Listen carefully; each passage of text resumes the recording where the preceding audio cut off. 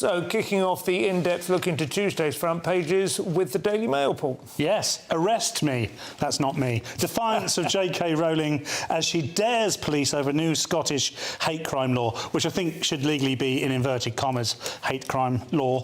Rishi Sunak last night backed J.K. Rowling after she dared police to arrest her under controversial new hate crime laws. And I love that she's doing this. I genuinely do. Yeah. I'm sure she's seeking extremely top-level legal advice, so she's probably working within the bounds of that. Oh, I would have thought she'd go to the Citizens Advice Bureau, wouldn't you? Maybe, yeah. Save a few quid. She is a lady of the people, but I don't think she needs to save a few quid. I hope they arrest her, and I secretly think I think she secretly does hope that they do too, because if she does, it will prove her point to the nth degree, and it will be the beginning of the end of this madness that we find ourselves in at the moment. Although, if the madness ends, perhaps we won't have any work. I said as much when we were first discussing it a couple of weeks ago that I thought J.K. Rowling would do exactly this. So it's good to know she's tuning in. But what do you think? I'm slightly put off, Simon, because you look like the baddie from Sonic the Hedgehog. It's just struck me. I think it takes years off me, frankly. They are very good. Dr. Robotnik. I didn't know you were going to stick with it. It's throwing me. But they're on now. They've been glued over the nose. I see. But back to the story. Rowling, will she do this? You're talking about there'll be a rebellion if she does it, but will there just be more and more oppression? Is that the world we're in now? Well, and also, will it happen under Labour in this country? That's my question as well. Will we get similar laws? Well, that is a good question. Under Labour in this country is a slightly different question, but certainly when this law was passed in Scotland, Labour were behind it. There was no opposition from Labour at that time. It's quite relevant because the UK government sources said the law won't change while the Conservatives are in government, but one thinks, will it under Labour? It could easily. I like what Rowling said when she said, I look forward to being arrested when I return to the birthplace of the Scottish Enlightenment. That was good trolling. But it is obscene that we're in this position. And as we've seen, these laws won't apply to people like Humza Yousaf, who did that horrific speech in a parliament, whatever it was, about white, everyone's white. Yeah. He said in a post today, it was a Sky News video, that if you're not abusive or threatening or engaging in some other kind of behaviour like that, or intended to cause harm, you'll have no problem. But surely his speech was threatening and abusive and intended to cause harm. And as the hate monster has been, singling out young white men as being most likely to harbour that emotion. And he also pronounces the H when he says white, which I think is a crime in its own. I'd be quite happy to support sort of jail time. Well, in America, that's regarded as a dog whistle in itself, isn't it? But usually on the other side. But putting that to one side, yes, I do think Humza Yousaf would probably, under this legislation, and probably was, well, he was certainly being extraordinarily, disrespectful to a country which is well over 90% white, and those were not statistical anomalies, as he was seeming to suggest, that had been installed by some sort of, deep state white propaganda unit. But putting that to one side, J.K. Rowling herself has been a figurehead for gender-critical movement for some time now. She is going to force this issue to either until they do arrest her or until they have to admit that they simply don't, actually intend to prosecute. Yeah, I'm more pessimistic because, Rowling would be okay, other people won't be,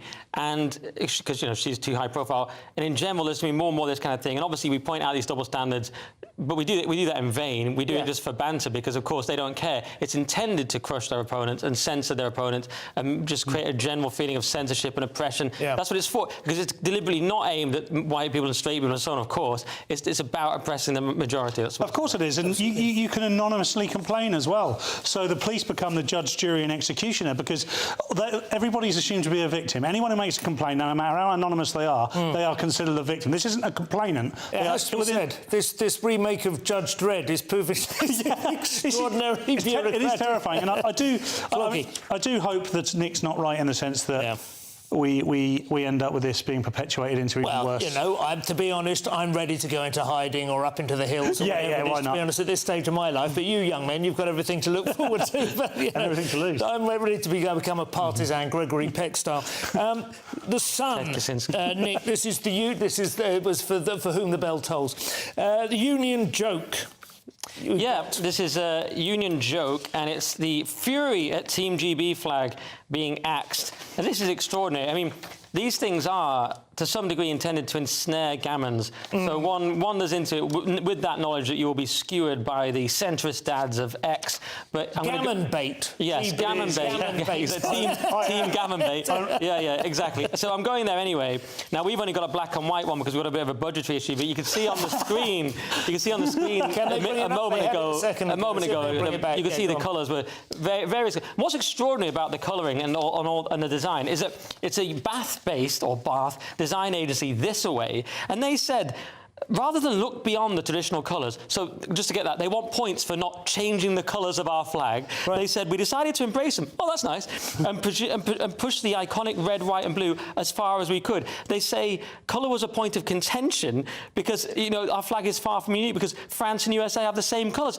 It's the flag. Stop changing the flag. Yeah. They think they can just do what they want with the flag. And who are these people? Also, I don't know the history of the flag, the tricolour. I know it's supposed to be the sort of three, liberté, égalité, fraternité, maybe one cut. But I know the origins of our flag. It is the three national flags which were joined together in the Union. It's not just made up by some design agency. I know, These but they represent think that. Very ancient adherence to patron saints and all the rest of it. It's absolutely despicable. Yeah. I just don't know what's getting into these design agencies at the moment. They seem... I mean, it does feel like significant political decisions and movements and provocations coming from the most trivial commercial sources. Do you know what I mean? It's these proper activists. My hope is just it's for cynical gain, and they know that if they do something like this, that they can get a lot of publicity. Hello, that's your hope. Cynical gain is your hope. Genuinely, because that's the high watermark. That's the best thing that can come of this. Let's be cynical gain. If they genuinely believe they're doing a service by creating this monstrosity,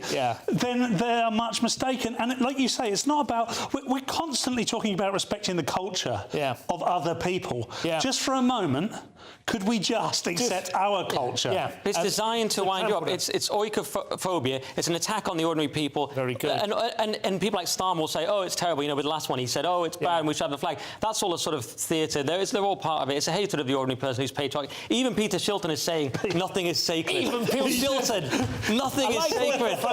That's Scruton, isn't it? Yeah, Scruton. Hatred of the home. Yeah, because the average person has oikophilia, a preference for one's own family and country, which is entirely natural and normal. But the elite hates us, and they say you're a citizen of anywhere, maybe of Europe, you're an atomized individual, hate your family, hate your country. But as Paul said at the beginning, it's from Saul Alinsky's Rules for Radicals. Well worth a read if you want to know what they're up to. The meaning of your action is your enemy's reaction. Yeah. So back to the gammon bait. The Metro, Paul, what have they got in this line? More for the gammons.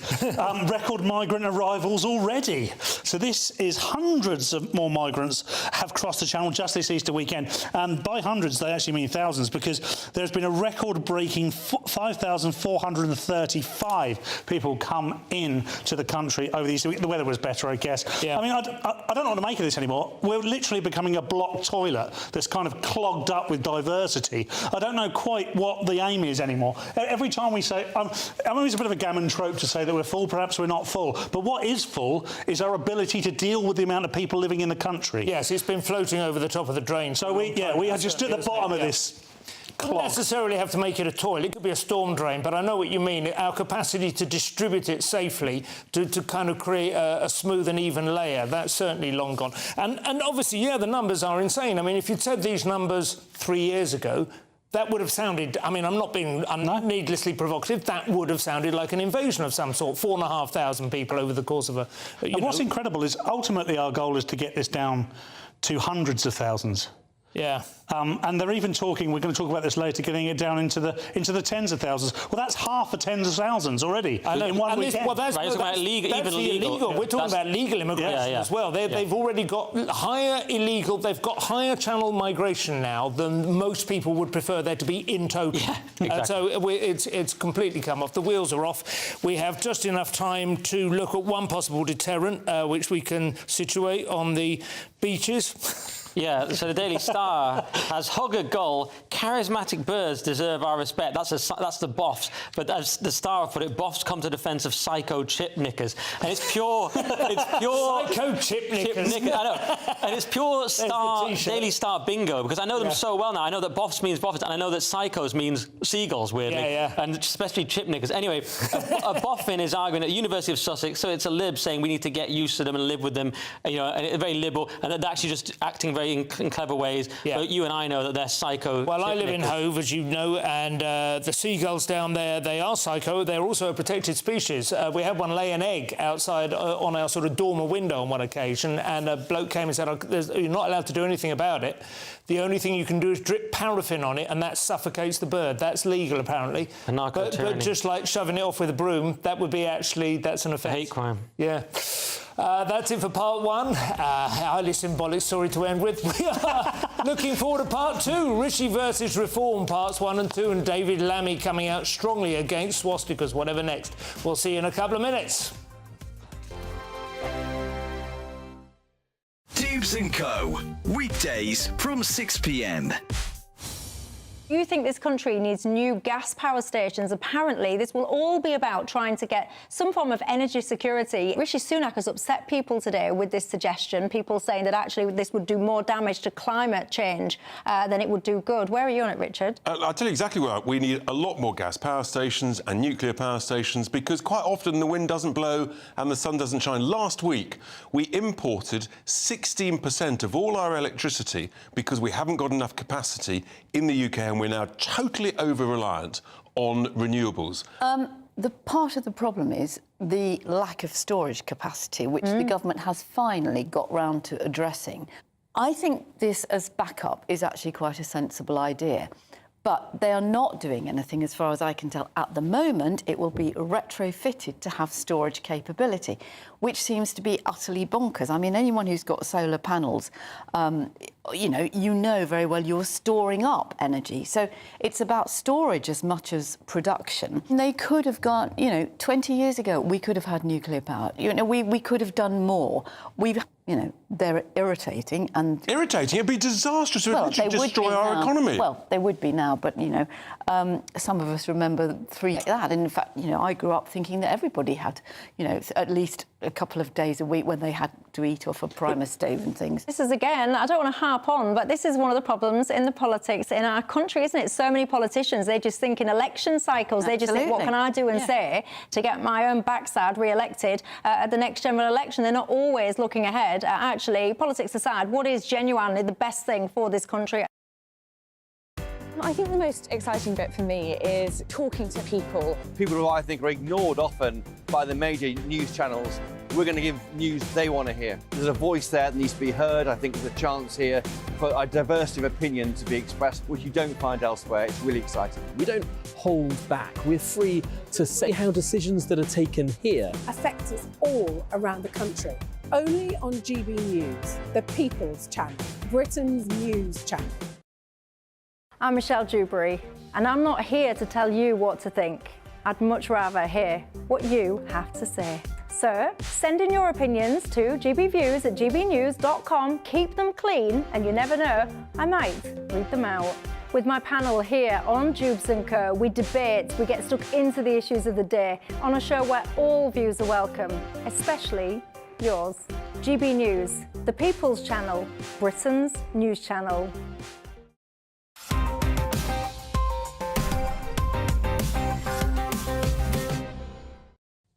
And welcome back to Headliners with me, Simon Evans. I'm still with the People's Gammon, Paul Cox, and the big dog, Nick Dixon. So, Paul, we start with The Guardian. Bad news for one of my old demographics, the outdoor lager enthusiasts. They're in the crosshairs. Is that what you call them? Yes. Superb. Ministers face Tory revolt over plans to criminalise rough sleeping. So, under proposals from part of the UK government's flagship crime bill, police in England and Wales are to be given powers to fine or move rough sleepers deemed to be causing a nuisance, in inverted commas. And, of course, this sounds all very Dickensian. It's a story about homeless people being an eyesore and they're neither to be seen nor heard and moved along when they're in the wrong place. And they don't have to have done anything wrong. Not at all. They just have to be there. And, this is the problem for me. The sad truth is we have a huge homeless problem. And this won't fix anything. Moving them along and putting them in a dark corner somewhere is very unlikely to solve anything. And even Tory MPs are slightly perturbed by this. Yeah. 40 of them have said that they have warned the whips that they're likely to vote against it. The problem with it is, I mean, on the one hand, it goes against David Cameron's great campaign to stop Tories looking like the nasty party, wasn't it? People think, oh, mate, these are obviously, who would choose to be sleeping rough. You know, these are not people who are breaking the law out. It's not a lifestyle choice. Yeah, exactly. And yet there have been an escalation recently, haven't there? You see, for instance, a lot of what I would classify as sort of festival season Glastonbury tents just appearing in the shop doorways of larger high street shops. And I think people do find it slightly... And listen, I'm not saying I've got the solution, but we all know that it's not simply a question of there not being enough housing. Most rough sleeping comes from drug dependency, often people escaping an abusive household, but often, again, with mental illness and disorders and so on. People don't want to see that kind of thing on the street. So you kind of understand why they're taking some kind of action. You end up with San Francisco, don't you? But yeah, I mean, it's not great. As you say, the nasty party thing, Rishi's already seen as rich and out of touch because he is, so this doesn't help him with that. Also, how are they going to pay these fines if they're homeless, and how are they going to fit in prison when the prisons are full? However, I'm going to make a counterintuitive argument that this is actually a relatively base thing that Rishi's trying to do, just like get rid of the homeless. It's kind of like it's actually just it's a bit authoritarian. It's like just do it. But notice he can't even get it done. No, because here's an argument. This is just for a bit of fun. We don't have a free society. We don't have free speech or anything like that. Could we at least have some sort of efficient Singapore-esque society or whatever, where you get life imprisonment for littering or, you know, a hand cut off for stealing? We'll probably get that in future. But a lot of people say Lee Kuan Yew is being fast becoming the sort of figurehead of an alternative vision for what right-wing might mean in this. Right, but notice we don't get that either. We only get restrictions on rubbish stuff like COVID restrictions that ruin the economy. Well, if we're going to be authoritarian, can't it be like stuff that actually works and functions in a way? I do think if you were to enforce... I mean, I used to have a joke about having a House the Homeless T-shirt and you cross out the you know, so just hose the homeless into the Thames or something, you know, but there is something to be said for like just clearing the main thoroughfares, you know. If you've got people camped out, you know, in the parks or whatever. Well, what I love about this is there's three of us here thinking, really, we don't want them in the way of our shopping. Exactly. And our visit to the pub. They can go where they like. I can see Simon on horseback whipping people. On Saturday morning, see how they get on. Over to the Times now, Nick. Support for ID cards coming from the one man who wouldn't be able to check one. I see. Yeah, it's bring back ID cards to tackle migrant crisis, Keir Starmer told. So the ID cards, they never go away, do they? And guess who's promoting it? It's old Lord Blunkett, of course, part of Blair's cabinet. And Blair was obsessed with ID cards. He's never given it up. He wants all of Europe to have the Blair card, and he'll just be able to scan you and give you a vaccine and things like that. It's all what he wants. So, of course, Blunkett is pushing this. And the way they're going to push it is, of course, by saying we've got all these illegal migrants, they're undocumented workers and so on. And that's a clever way to push it through and get support from it on the right as well. And so that's basically what they're doing. And I do think that it will garner some support. I mean, I feel myself slightly more in favour of it. It seemed just pointless when Blair first introduced it. I didn't really see the point. I could understand it might, you know, cut a few corners in terms of benefit cheating, but I knew that wasn't really as big a deal as the papers made out. Now, it seems to me might be quite useful to actually know who's a real citizen and so on. I mean, this is a little bit like talking to Lord Blunkett, because I'm not sure who you're looking at, whether it's me or Nick. No. Talk to the dog. Oh, there he is down there. So, I mean, on the face of it, this could work, couldn't it? Because on the face of it, in a perfect world, you would have everybody with an ID, and therefore there couldn't be illegal immigration, there couldn't be illegal workers, because you wouldn't be able to get one without one. But the idea that we wouldn't be able to forge these cards or create another black market. Well, you have a new system now. I mean, in Blair's first year, you would probably have had a number, maybe a barcode. Now you can have a retina scan. It can have a smart code in it that can immediately bring up your entire DNA. Feels a bit Chinese. You know, yeah, oh God, it is, I'm sure. But it's coming, you know. We're going to all end up like China. That's obviously the model now, isn't it? 2030, 2035. Make the most of the next few years. So that's it. They sell it to you as dealing with illegal immigration. It'll just be used against the ordinary citizen because it's a narco-tyranny. That's what we have. That's why you can't trust it. And by the way, speaking of authoritarian measures, famously, Blunkett was alleged in 2006 to have said machine gun these prison inmates during a riot. People like Blunkett and Blair are far more relaxed about use of state power. He was extraordinarily authoritarian by temperament. I think he could very easily have slotted into into pretty much a Tory government, you know, the Thatcher rule. But it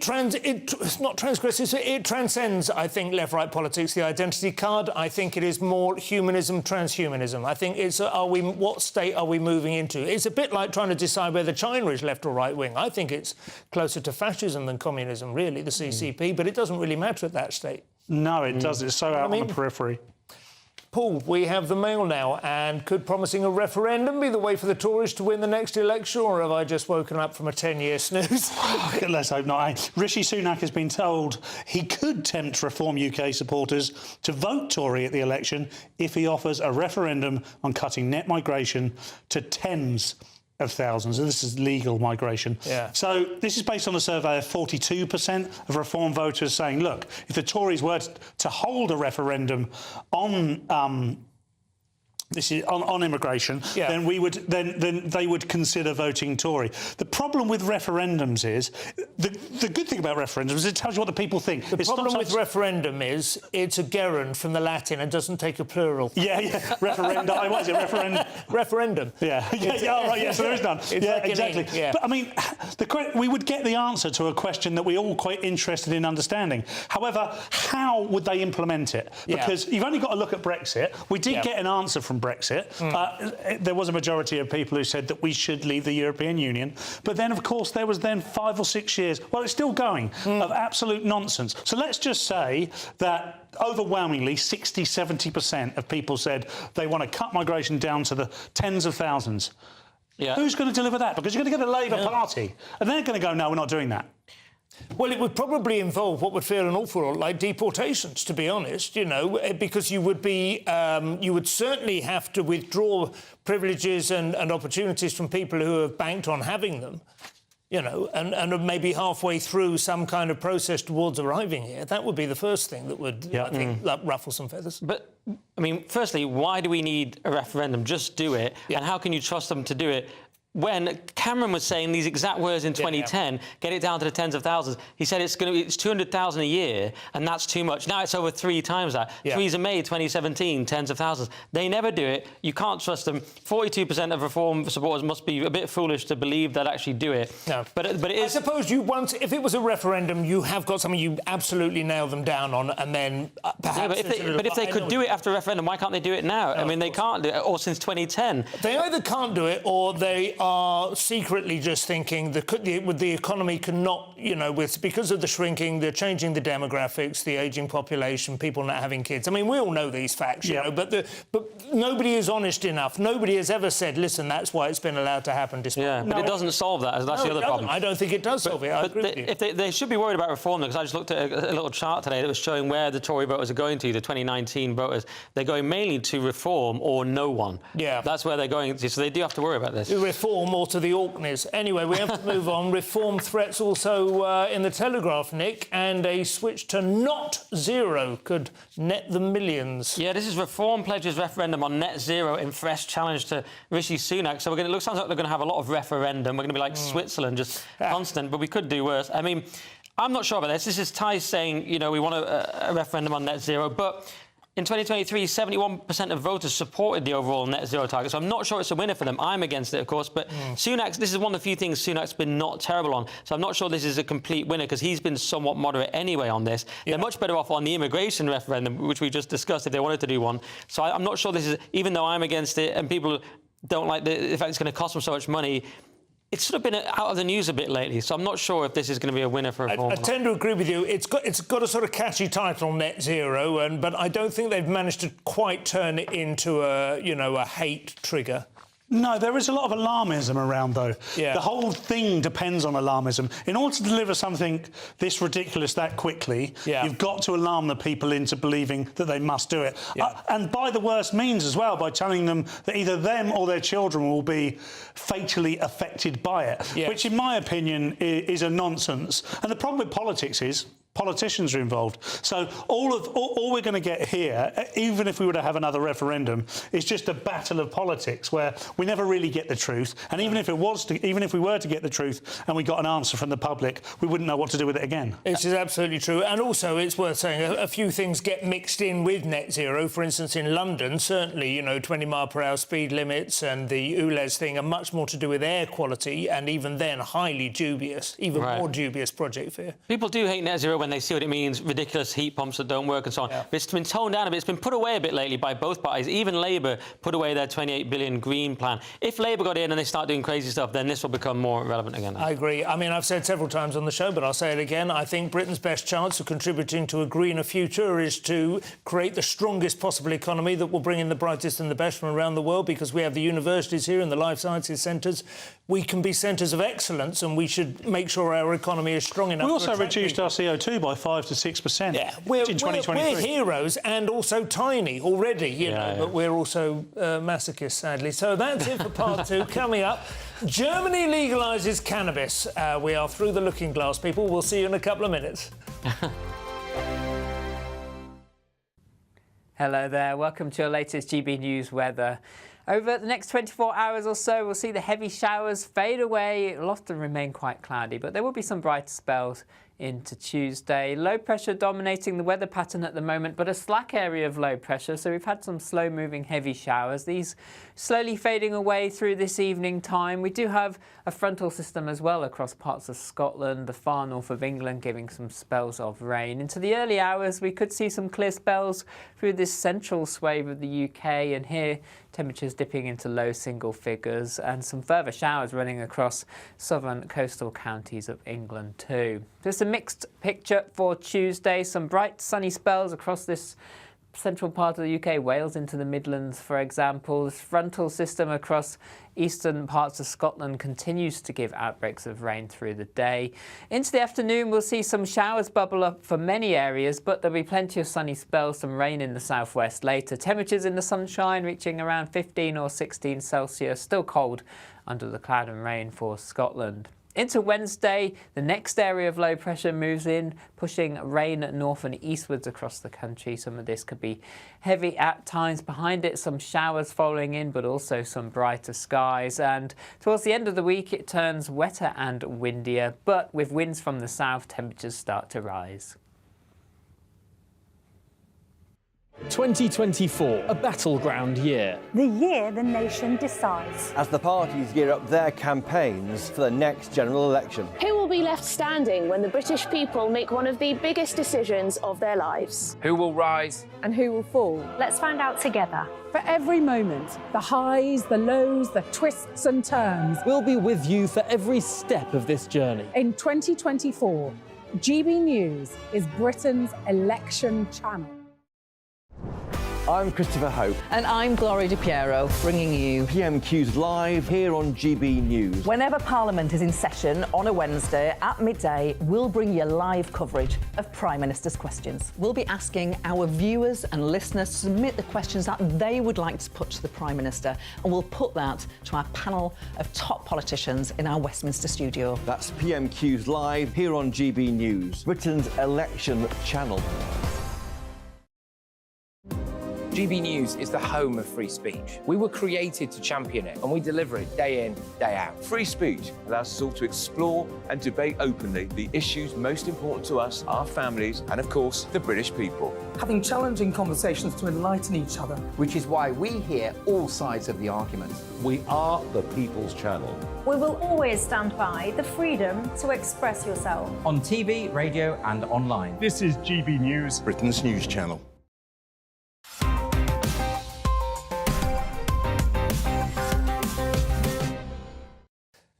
And welcome back to Headliners. So, David Lamy is rearing his handsome head in the Telegraph pool, and he has unerringly identified the main threat to Jews in the UK. It is, of course, Nazis. Nazis. We like to say that here. Police must bear down hard on people who brandish swastikas and protest at Did you protests. just give it a swastika? I had an attempt on it. Connery.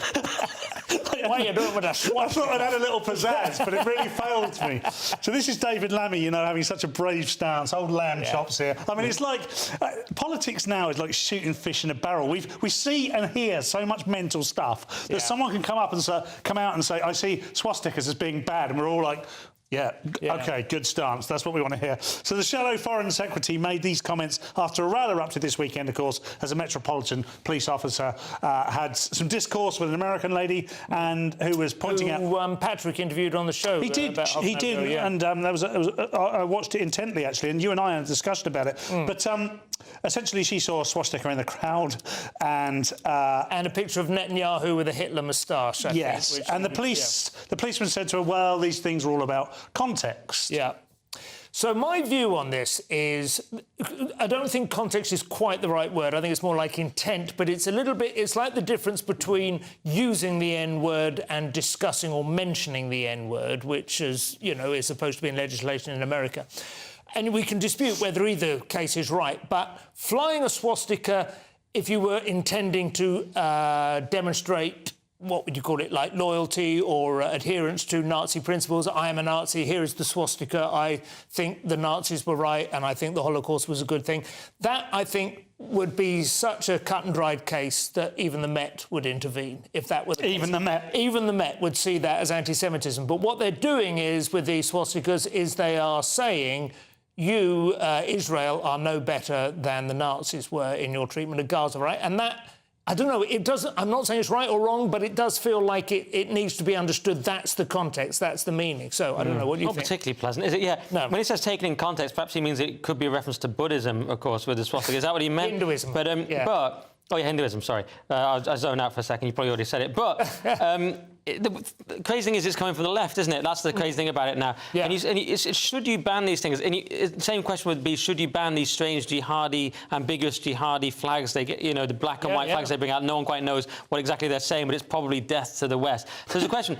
And if you do ban everything like this, I'm not sure what the right thing is, but you don't get rid of hate. Part say Dawn Butler, you don't actually get rid of hate. So if you get rid of the symbols of it, people still think the same things. Yeah. So I'm not sure that works either. But what we do learn, once again, is that the regime sides with Palestine because they're soft on that side. Here's the thing. The march in its entirety, every Saturday since, I don't know, mid-October or whatever, when they started, have been using the word genocide. They have been accusing Israel of a genocide in Gaza. That is the thing for which Hitler is most notorious, against the Jews. That is what the swastika is a symbol of. So if you're allowed to say it's a genocide, you're 98% of the way there. Yeah. And if you're not allowed to say it's a genocide, then the entire march must be banned, in my view. That's a good point. You know what I mean? Yeah, well, they've deliberately done that, haven't they? Because they're trying to usurp the narrative coming from the Holocaust. Yeah. And then October 7th... Holocaust inversion. Yes, exactly. Yeah. And they tried to, with October 7th, Israel says, well, this is like a new Holocaust because it has unique properties, unique evil, they call it. And, of course, the other side says, no, you're doing the genocide. And actually, they've won. They've won in public opinion because the world's so leftist now. Yeah, absolutely. Yeah. Well, Noam Chomsky has been saying that for like a couple of decades now about Israel. I mean, it's not a new proposition, but these things gather momentum, don't they? The news now, Paul, the iNews, I should say, which is an annoying name for a newspaper. No suggestion that MPs have acted immorally, but they're nasty, scheming Tories. Yeah, that's essential. And moving on to the next story. MPs who MPs who pushed Michael Gove to water down laws to protect renters' rights have received £450,000 in donations and earnings linked to landlords since the last general election, the eye can reveal. And the idea, well, you know, politicians have got the integrity of edible knickers, really, haven't they? Of course, I mean, I think everyone's lobbied and influenced in some way. Yes. And the idea here is that, obviously, they were presented with some legislation that seemed to favour renters over landlords. We'll come to that as an argument in a moment. But, of course, you know, as these things pass through the Houses of Parliament and the Houses of Lords, politicians get involved, and they happen to know some very wealthy people who are landlords, and they get involved. And there's no suggestion here that MPs have acted immorally or outside parliamentary rules. No, the donations, to be clear, have been made to the party or to funds that the MPs are trying to collect. We're not talking about lining their pockets as such. There's two sides to this story, though, renters and landlords. I don't rent. You don't rent either, Nick, do you? I don't think. Kind of. Can't you? You definitely don't rent. I don't rent, no, but I am aware of well-intentioned but ham-fisted legislation which has attempted to be on the side of the tenants and, of course, has caused an awful lot of misery and woe, certainly in London, you know. Yes. So it's never that easy. It's not like a battle. What you want to do is create a harmonious, mutually beneficial arrangement, isn't it? An ecosystem in which landlords and tenants can coexist. And perhaps some of these donations have helped create this? You never know. Let's hope so. Over to Germany now with The Guardian, Nick, and having been shown to be non-addictive, cannabis is being decriminalised, which has also been shown to help addicts. Yeah, it's insane. So cannabis users celebrate relaxation of laws, apt term, I suppose, on personal use. Relaxation of Germans. Yeah, on personal use in Germany. Well, yeah, it could make Germans normal. I mean, perhaps they'll stop invading places. But in another sense, it's tragic to, end the German spirit with they'll just all be stoners playing computer games. It's the final stage. We've seen the gradual decline, haven't we, of German? Nietzsche would be weeping, I imagine. But it's a sort of it's madness because cannabis is linked to violent crime. People have dried cannabis and have 3 marijuana plants at home, up to 3. You can imagine them coming around and check how many. You have the 3 plants. This counts as a half. Take it away. Yeah, it's going to be. Probably shouldn't do that accent. Is that allowed? I don't know anymore. But it'll be the last one to be banned. Yeah, probably allowed still. But I do think it's interesting. You mentioned violent crime, and Peter Hitchens is interesting on this, of course, and has had long-running rows with people like Russell Brand on whether or not decriminalising allows more transparency and people can get the help they need. But I personally think the low-level damage that cannabis does, I mean, hands up, I smoked a bit, probably more than I should have done at university, and looking back, it was demotivating. Did you inhale, Simon? He's stoned right now. Why do you think he's wearing the glasses? But it was, I mean, everyone was doing it, peer pressure, whatever. I don't know that I even enjoyed it very much. I genuinely remember like a lot of things at university. Feeling that you're sort of going, oh, here we go, It nibbles away, it gnaws away at your determination, your drive. And a few people go full-on psychotic, and I'm not trivialising that. But as a societal effect and influence, I feel a lot less well-disposed towards it now than I used to. And also the stuff is like orders of magnitude stronger, isn't it? Comedians do it, some of whom even do this show, and they should all be put in jail. Yeah. For life. It does make the Germans look more relaxed than us, though, now. Yeah. We look. I mean, whatever way you look at this, it's the end. It could be the end. I mean, I don't think I'm as passionate as you are, Nick, about it not being decriminalised. But the Germans are taking a stance on this, which is being taken all around the world now, particularly in the US. Yeah. And we seem to be left behind. Yeah. Well, I mean, the only thing we're not actually walk down any London street. Exactly. The whole of London stinks of the stuff. But I suppose there is always, the British fudge is the way to do this. The polite fictions, the look the other way. So it has worked for us fairly well over the years. But I don't know if we're still lawlessness. The British polite lawlessness. Mail now, Paul. And US voters are well aware that Joe Biden does not have another 4 years in him. But what you going to do about it?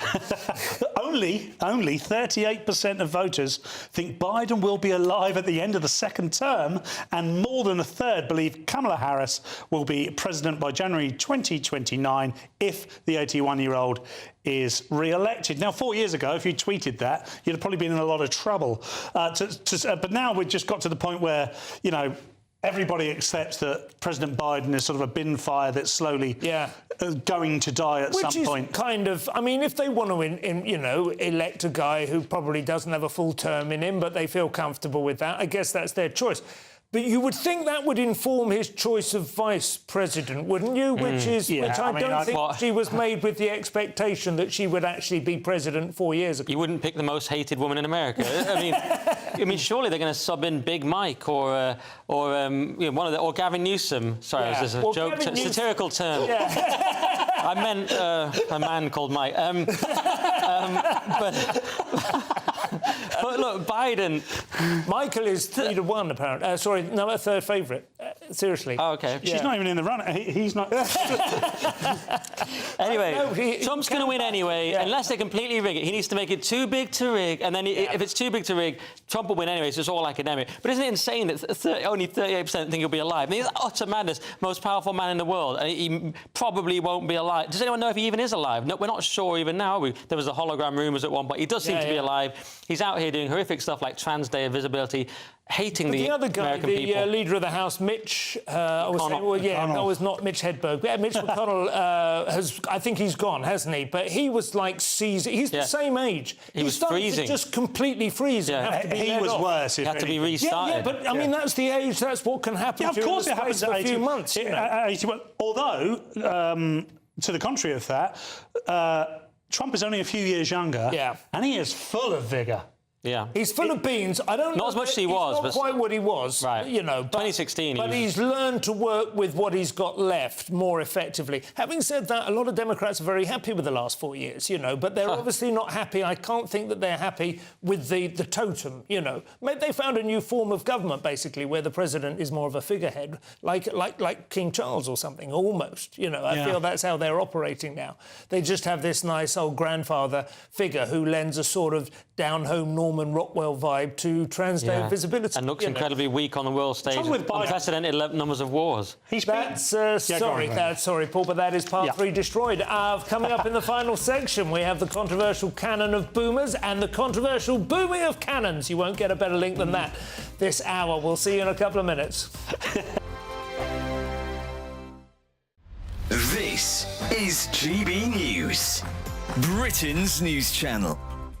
Can the Church of England not spend their money as they wish? The Church of England can do amazing things for this country and for the world, and I'm not sure why it's chosen to focus on this specific issue. You know, one of the causes that I've always thought the Church was very good at were things called almshouses, which were basically houses that would be built on church estates for the needy. Not only did they want to spend £100 million on this fund, that they wanted to spend £1 billion on reparations as well.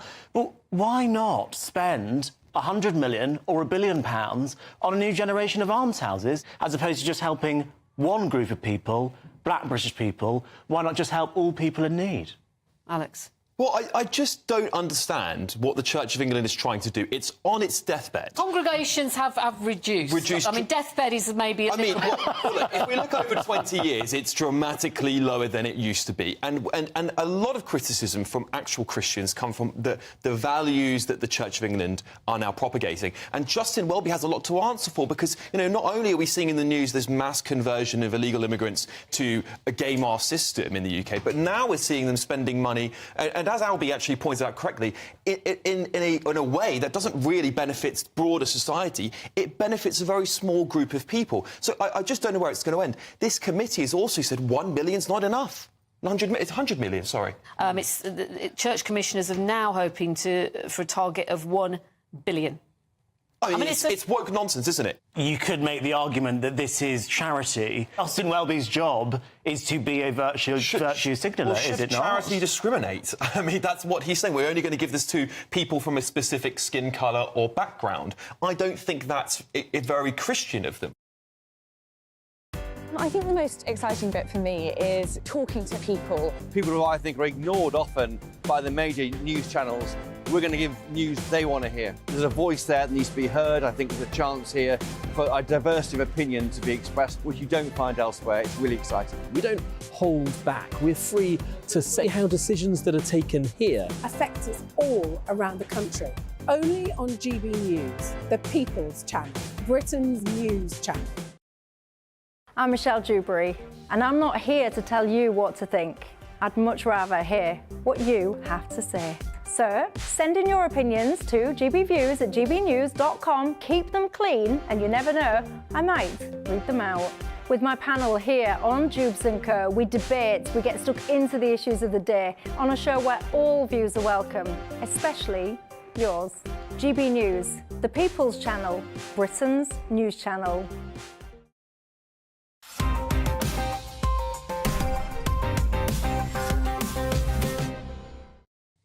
And welcome back to Headliners. Yes, I am wearing them for all 4 sections. Doesn't care. Sinister Cold War vibe in this story from the Times, Nick, as rum, cigar smoke and the Buena Vista Social Club are not to blame for Havana Syndrome. Yes, it's Russian spies blamed for Havana Syndrome attacks on US diplomats. You could easily be playing a Russian spy like that, a kind of guy in the background. Playing a piano. You'd be like guy in the background. People think you're not part of it, but actually you're running all of it, that kind of thing.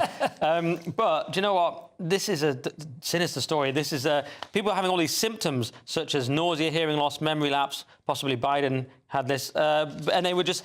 But people are like, why are we getting this? One person had a metallic drilling noise in their head. Yeah. It was like a dentist drilling on steroids. Anyway, the rumour or the feeling is it's some sort of sonic attacks. We were speaking of sonic earlier, by the Russians. And I don't want to say in case I get sonic attacks. That's what these are actually for. They're a shield. Yeah, right. You're safe. You're safe. Yeah, I mean, it's absolutely... we haven't heard that many of these stories later, but it's back. Apparently, like 1,000 reported cases of it, and not just in Havana, right? And the part I forgot to mention, which is absolutely critical, sorry, because I was having a Havana attack, was that it's people who've criticised and worked against Russia and have been very strong against Russia will get their brains out. In one case, the woman saw a suspicious guy across the road, and he was the son of a sort of high-level Russian dude, and later she identified it was him. So yeah. Dodgy. So what do you think, Paul? Well, we know it's true because the US intelligence agencies, i.e. CIA, denied that it was. Their reports show that there was nothing to be found. So as soon as I read that, I was like, of course it was. Well, it is. The fact is, the CIA, it is in their mission statement that they're not only allowed but expected to lie in order to protect American interests. That's exactly what's happened here. I don't know why they ever bother releasing it. It sounds a tiny bit plausible to me. I know this is different, but the Gulf War syndrome they denied for about 20 years until they finally cracked and went, maybe 12, 14 years. It turned out to be a chemical very similar to one that's in sheep dip. They worked out that farmers sometimes had the same syndrome. But that's not the same thing here, because that was a sort of friendly fire problem, basically. That was their own government that had exposed them to that danger. But these things can take a long while to sort of, emerge quite well. There's real things. There's Agent Orange. Then there's non-real ones like long COVID. Yeah. But you never know. MK Ultra, which is the best. Get myself in pointless trouble there. Paul, don't mention them. I did once on Radio 4. Never saw the back of it. iNews now, Paul, and a shock as a female artist makes it into the top 30 of Boom Radio's all-time singles chart.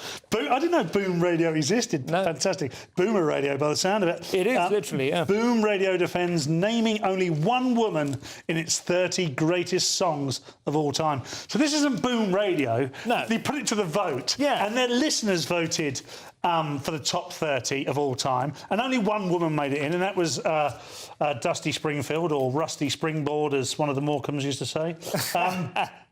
Great singer, but I don't think it's her best song. Going Back is number 30. I wouldn't put that in her top 3. The point is, Breakfast in Bed and Son of a Preacher Man, those would be my top 2. Yeah, great songs. There are other women out there. I mean, there are some women. But there are at least 4 decent women worth listening to, aren't there, Nick? I'd have Joni Mitchell in there, and maybe Kate Bush. Well, from the Boomer era, Kate Bush and Joni, and I would say Aretha. Come on. Yes, Aretha. I don't quite know why. I mean, we're very progressive, us three, so not these Janice could be in there. King, Janis Joplin. Carole King's brilliant, yeah, definitely. Tapestry, So Far Away, that could be in there. But yeah, they got the Beach Boys in, so they got the best band in there. So that was nailed. Yeah, Boom. I do like the idea. I mean, I know they're framing it as a story, but they're kind of going. They have to defend the fact that they just published the survey as didn't interfere and sort of with use and DEI. This used to be called normal. We just had whatever was the winner. Now it just has to be engineered. The answer is wrong. Mail now, Paul, and not just nightclubs that are being forced to shush.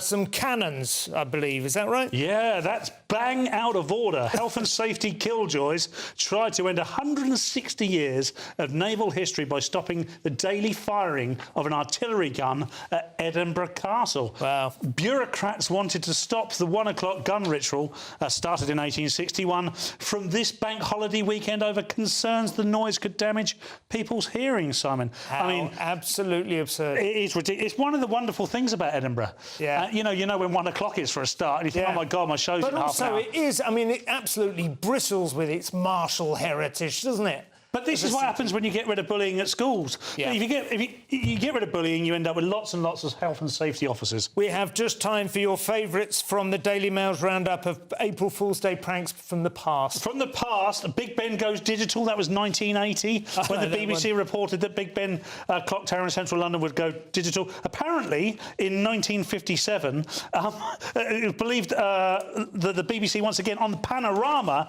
broadcast a report about the year's bumper spaghetti crop in Switzerland. That was very, very famous. That was Richard Dimbleby hosted that, and it was absolutely legendary in my family. Well, that is all we have time for tonight. One quick run through the papers before we go. The Mail kick us off with Arrest Me, defiance of J.K. Rowling as she dares police over new Scottish hate crime laws. Go J.K. Telegraph, stealth tax raid on 1.6 million pensioners. The Guardian, Tories accused as zero progress on half of levelling up goals laid bare. The Sun, union joke, our flag is being disrespected. The iNews economy will not be enough to save Sunak, the Tories are warned. And finally, the Daily Star, hug a gull. I don't think I will. Those were your front pages. That's all we have time for. Thank you to my guests, Paul Cox and Nick Dixon. We're back tomorrow at 11 p.m. with some other people. We'll see. If you're watching at 5 a.m, stay tuned for breakfast. Otherwise, thank you and good night. That warm feeling inside. Weather on GB News. Hello there, welcome to your latest GB News weather.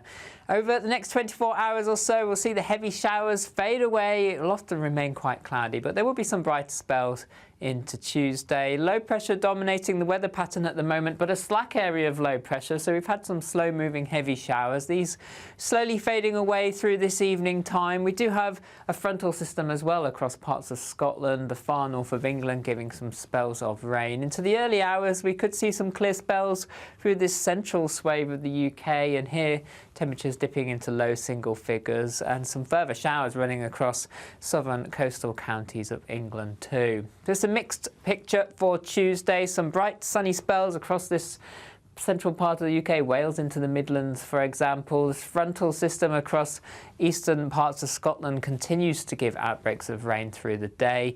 Into the afternoon, we'll see some showers bubble up for many areas, but there'll be plenty of sunny spells, some rain in the southwest later. Temperatures in the sunshine reaching around 15 or 16 Celsius, still cold under the cloud and rain for Scotland. Into Wednesday, the next area of low pressure moves in, pushing rain north and eastwards across the country. Some of this could be heavy at times. Behind it, some showers following in, but also some brighter skies. And towards the end of the week, it turns wetter and windier, but with winds from the south, temperatures start to rise. A brighter outlook with Box Solar, sponsors of weather on GB News.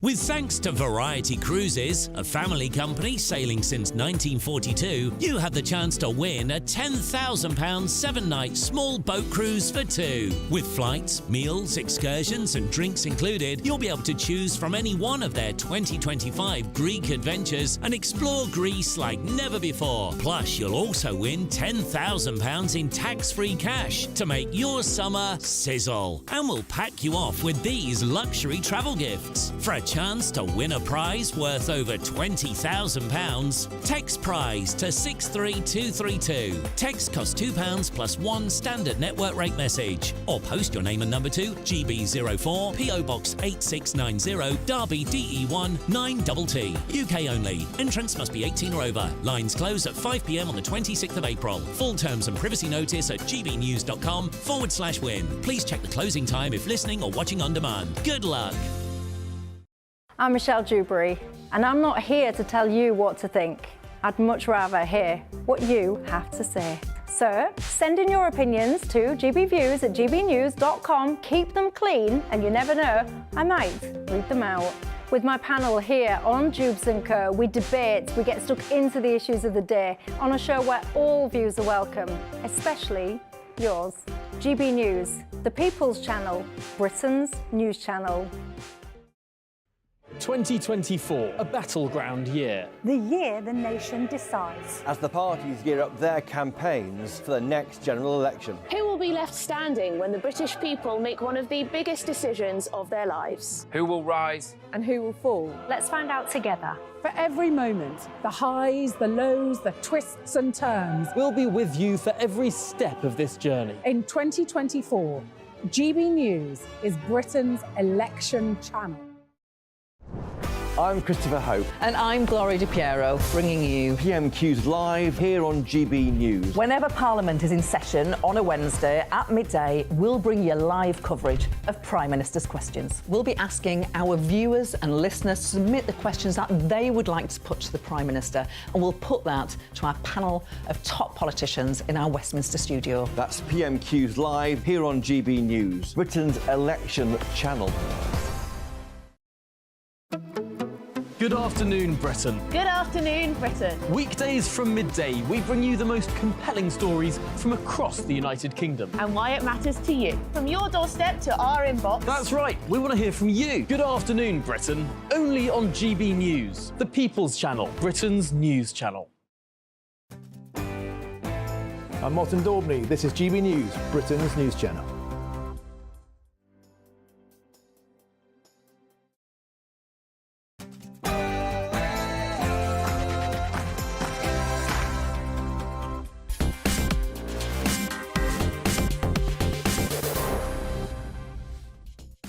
Good evening. New hate crime laws come into place in Scotland today, but could they be a danger? Could innocent people perhaps not get jobs as a result of it?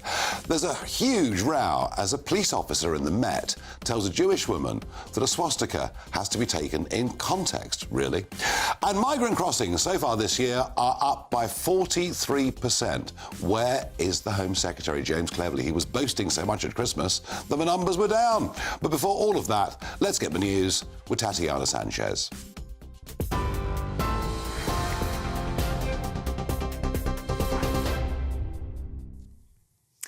Nigel, thank you very much. The top stories this evening. Campaigners in Edinburgh have delivered a coffin outside the Scottish Parliament, symbolising what they say is the death of free speech. It's after the introduction of a new hate crime law, which